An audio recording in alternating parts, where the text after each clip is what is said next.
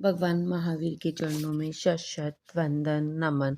आप सभी को मेरा सादर जय जिनेन्द्र। 12 चक्रवर्ती की श्रृंखला में आज चौथे चक्रवर्ती के बारे में कुछ जानकारी प्राप्त करेंगे। चौथे चक्रवर्ती स्नत कुमार चक्रवर्ती। इनके माता पिता हस्तिनापुर के राजा अश्वसेन व रानी सहदेवी थे। वह सबसे प्रिय राजकुमार थे, बलशाली, बहादुर और बुद्धिमान। उन्होंने शीघ्र ही सभी कलाओं और विज्ञानों में महारत हासिल कर ली।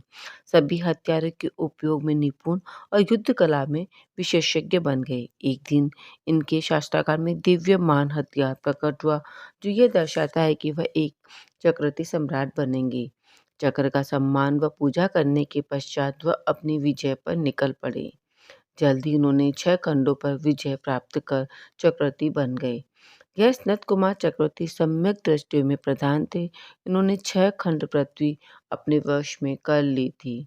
नवनिधि, 14 रत्न, 84 लाख हाथी, इतने ही रथ, 18 करोड़ घोड़े, 84 करोड़ शूरवीर, 96 करोड़ ग्राम, 96,000 रानियां इत्यादि विशाल वैभव था। ये चक्रवर्ती कामदेव पद के धारक भी थे। एक दिन स्वधर्म स्वर्ग के इंद्र ने अपनी सभा में मनुष्य के रूप की प्रशंसा करते हुए स्नत कुमार के रूप को उत्कृष्ट कहा। यह सुनकर स्वर्ग के 2 देव राजा स्नत कुमार को देखने गुप्त वेश में स्वर्गधरा को छोड़कर भारतवर्ष के हस्तिनापुर में आ गए।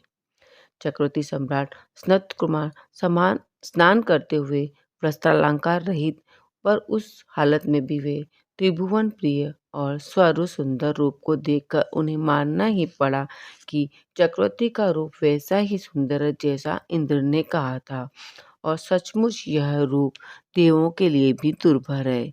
इसके बाद अपना असली वेश बनाकर पहरेदार से कहा कि तुम जाकर अपने महाराज से कहो कि आपका रूप देखने स्वर्ग से 2 देव आए हुए हैं। पहरेदार ने जाकर महाराज से देवों के आने का हाल कहा। चक्रवर्ती उसी समय श्रृंगार भवन में पहुंचकर अपने को बहुत ही अच्छी तरह से वस्त्राभूषणों से सजाया। इसके बाद वे सिंहासन पर आकर बैठे और देवों को राज्यसभा में आने की आज्ञा दी। देवराज सभा में आए और चक्रवर्ती का रूप उन्होंने जो पहले देखा था, देखते ही खेद के साथ बोल पड़े, महाराज क्षमा कीजिए, हमें बड़े दुख के साथ कहना पड़ता है कि स्नान करते समय वस्त्राभूषण रहित आपके रूप में जो सुंदरता, जो माधुरी हमने छुपकर देखी थी, वह अब नहीं रही। इससे जैन धर्म का यह सिद्धांत बहुत ठीक है कि संसार की सब वस्तुएं क्षण भर में परिवर्तन होती रहती है, सब क्षणभंगुर है। राज्यसभा में उपस्थित सभी ने देवों से कहा कि हमें तो महाराज के रूप में पहले से कुछ भी कमी नहीं दिखती, न जाने तुमने कैसे पहली सुंदरता में इसमें कमी बताई है। देवों ने जल का भरा हुआ एक घड़ा मंगवाया और उसे सबको बतलाकर कहा, इसमें से एक तन द्वारा जल की बूंद निकाल ली। उसके बाद घड़ा सभी को दिखाकर पूछा, बतलाओ, पहले जैसे घड़े में जल भरा था अब भी वैसा ही भरा है, पर तुम्हें पहले से इसमें कुछ विशेषता दिखती है क्या? सभी ने एक मत होकर कहा कि नहीं।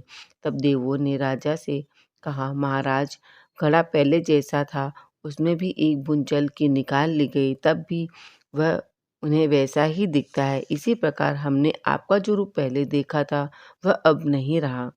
वह कमी हमें दिखाई देती है, पर इन्हें नहीं दिखाई देती। यह कहकर दोनों देव स्वर्ग की ओर चले गए।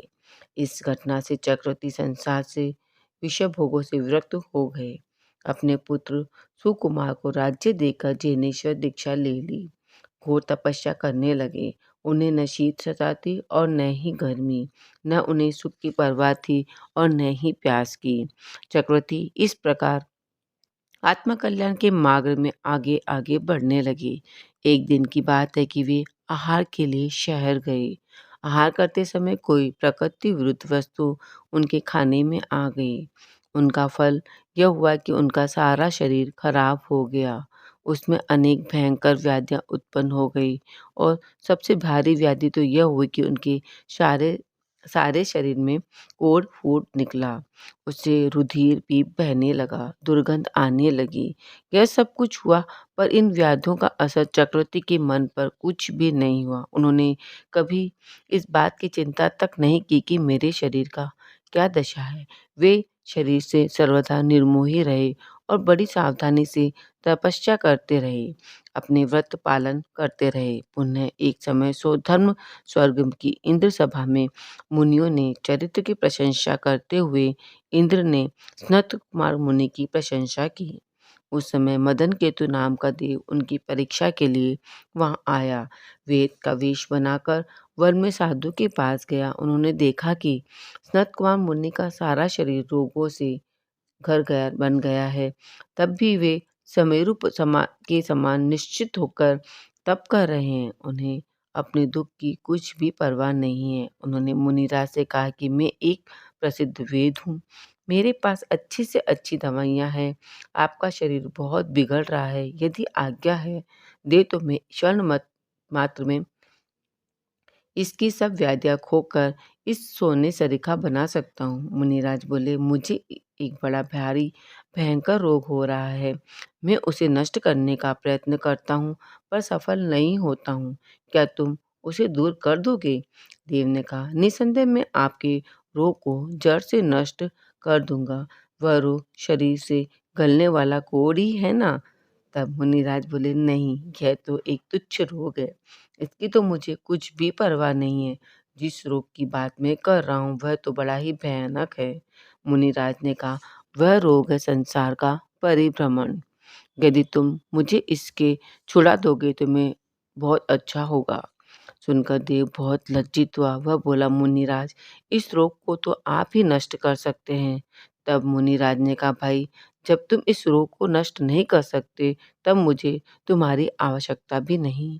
इस अपवित्र विनाशी शरीर की व्याधियों को तुमने नष्ट कर भी दिया तो इसकी मुझे जरूरत नहीं।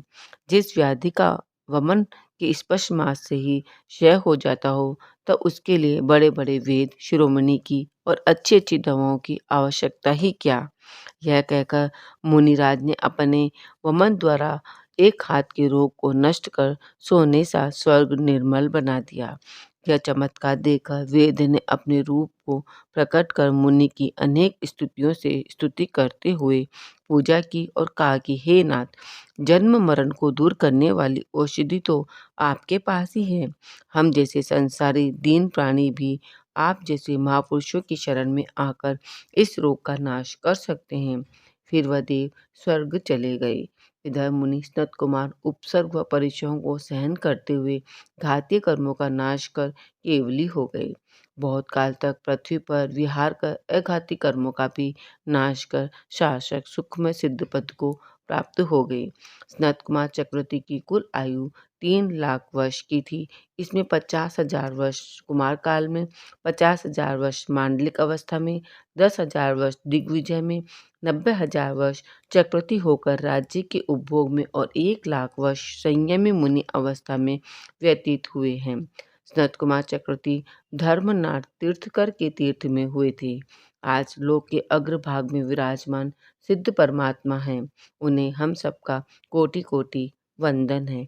मैंने आपको चौथे चक्रवर्ती के बारे में कुछ जानकारी दी। इसमें अगर कुछ गलत कहा हो तो आप मुझे क्षमा करें। तस्मिच्छामि दुक्कडम। सादर जय जिनेंद्र।